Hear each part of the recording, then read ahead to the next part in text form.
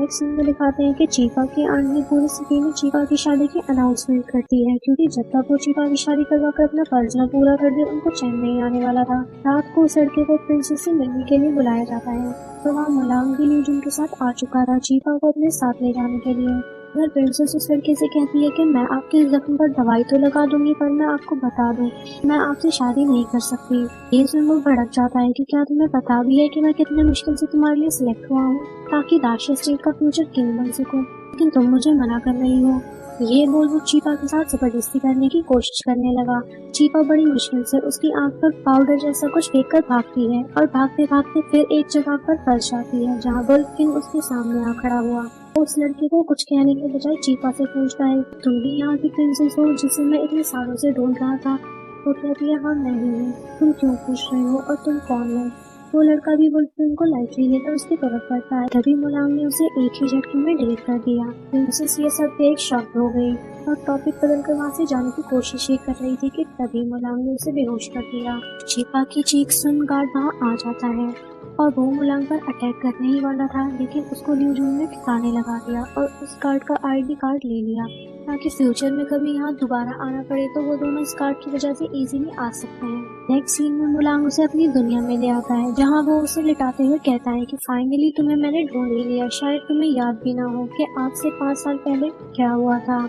मुलांग अपनी कहानी बताते हुए कहता है कि 5 साल पहले उस पर जानलेवा हमला हुआ था जिससे वो बचते हुए पहुंच गया था ह्यूमन वर्ल्ड में। मुलांग वीकनेस की वजह से ठीक से खड़ा भी नहीं हो पा रहा था। ल्यूजुन कहता है कि अब आप फिक्र ना करें, उस लड़की की बॉडी से वो पढ़ लेने के बाद आपकी वीकनेस खत्म हो जाएगी और आपकी बॉडी में जो चेंजेस आ रहे हैं वो भी खत्म हो जाएंगे। इसके बाद मुलांग और ल्यूजुन दोनों यहाँ से चले जाते हैं। इन दोनों के जाने के बाद जब चीपा को होश आता है तो उसे कुछ समझ नहीं आता कि आखिर में यहाँ कैसे आई। खैर फिलहाल वो जल्द से जल्द अपने महल पहुंचना चाहती थी, इसलिए वहाँ से भागना शुरू कर देती है। तभी उसे पीछे से किसी के आने की आवाज आती है, जिसको उसे लगता है कि क्यों ना उसकी मदद ली जाए और उसकी ओर बढ़ने लगती है। तभी एक लड़की आती है जिसे मुलांग ने भेजा है चीपा को लाने के लिए, जिसका नाम है वांशी, जो कि कहती है कि प्रिंसेस आप परेशान मत होइए क्योंकि मैं यहाँ आपको ही लेने आई हूँ। लेकिन जब वो उन लोगों के साथ जाने लगती है तो उसे ये सब थोड़ा अजीब लगता है, इसलिए वो पूछने लगी कि आखिर तुम हो कौन और किस स्टेट से आई हो, क्योंकि मैंने तुम्हें पहले कभी यहाँ नहीं देखा। वो भी हैरान होकर कहती है कि मेरा नाम वांशी है,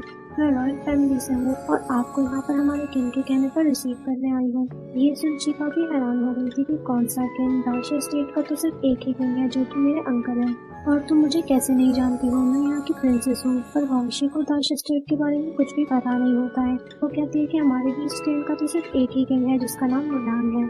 तो चीपा को लगता है कि ये कहीं और से आई है जो कि उसे किडनैप करना चाहती है, इसलिए चीपा वॉशिंग का बहाना कर वहाँ से भाग जाती है और वो भागते भागते दूर चली जाती है। वांशी उसे ढूंढने लगती है कि प्रिंसेस आप कहाँ हो, जब तक चीपा काफी दूर पहुँच चुकी होती है। ये सोच कर कि मैं फाइनली बच गई हूँ कि तभी वो गिर जाती है और उसकी आवाज वांशी तक पहुँच जाती है। तब वांशी एक सेकंड में चीपा के पास आ जाती है, ये कहकर कि प्रिंसेस की आँख का काम हो गया, जिस पर चीपा हैरानी से पूछती है कि आखिर तुम इतनी जल्दी यहाँ कैसे आ गई। वो कहती है कि मैं बहुत तेज भाग सकती हूँ क्योंकि मैं एक बिल्ली हूँ और तेज भागना मेरी खासियत है। फिर वो कहती है कि चलो अब मेरे साथ चलो, वो सवारी में बैठते हैं। वंशी कहती है कि घोड़े भाई ज्यादा जल्दी चलना, हमें वैसे भी काफी देर हो गई है। उसकी ऐसी बात सुन चीपा और भी ज्यादा हैरान होती है। चीपा सोचती है कि वो कहाँ फंस गई। तो बीस्ट लेन में पहुंच जाते हैं। वहाँ पर काफी सारे लोग होते हैं जो दिखने में आधे ह्यूमन और एनिमल टाइप होते हैं। इसके बाद हम एक लड़की को नोटिस करते हैं जो कि एक क्रिकेट है और वो उन दोनों पर काफी देर से नजर रखी हुई थी।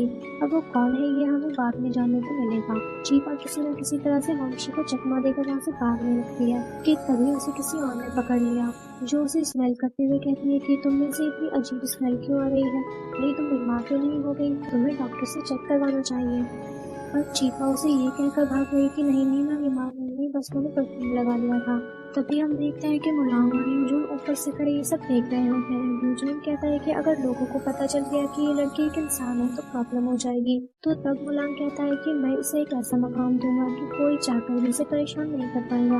ल्यूजुन पूछता है कि राजकुमार आपके इरादे क्या है? तो मुलांग कहता है कि मैं इस लड़की से शादी करूंगा क्योंकि तभी मुझे मेरा होली पर्ल वापस मिल पाएगा। और इसी के साथ पार्ट 1 एंड हो जाता है।